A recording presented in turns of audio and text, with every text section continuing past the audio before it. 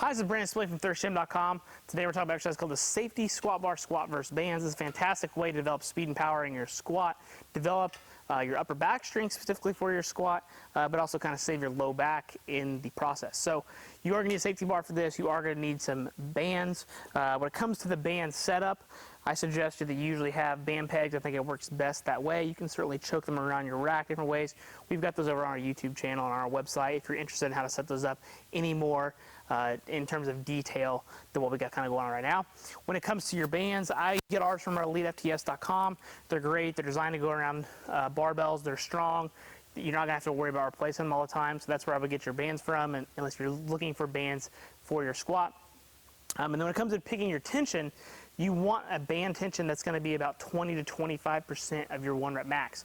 So ideally, you're going to have something, if you're having to be a 300-pound squatter, you're going to want about 60 to 75 pounds of band tension that you can place, and that would be your tension that's at the top approximately. When it comes to measuring that, a luggage scale is a good way that you can do that. You just take it, put it underneath here, hold it up. It's going to digitally give you a number, and you're good to go. So we got our band set up, we got our safety squat bar. We're going to walk it out, and then we're going to kind of talk about it. So I'm going to get underneath the bar here. Good strong position. Unrack the weight. Slowly walk it out. Get in my normal squat position or my safety squat bar position, so my feet are a little bit wider than my hips. The bands are constantly pulling me down, but I'm in a good position here. I'm ready to go. I'm going to take a big breath. Make sure my body's good and solid. I'm going to squat down to 90 degrees and come up strong.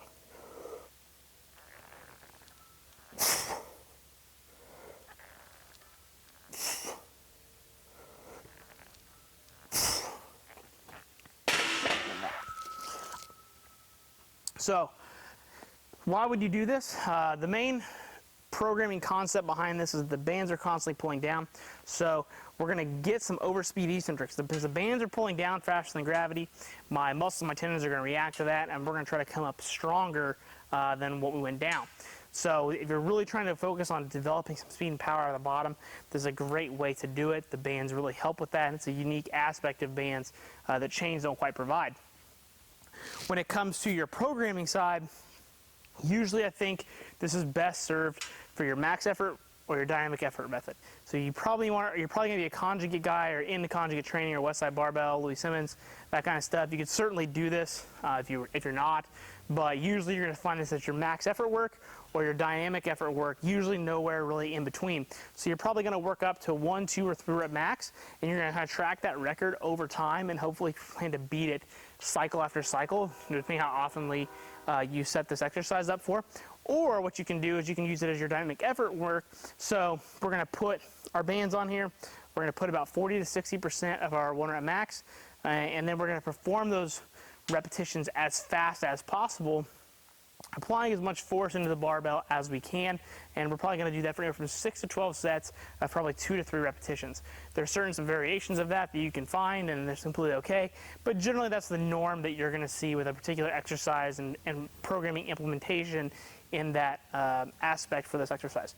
Now, the reason you would do this with a safety squat bar is just the sheer fact that if you happen to be somebody that's getting pitched forward all the time, this bar is going to help cue you to stay good, upright, and strong, and you'll be in a good quality position when you go back to that regular straight bar.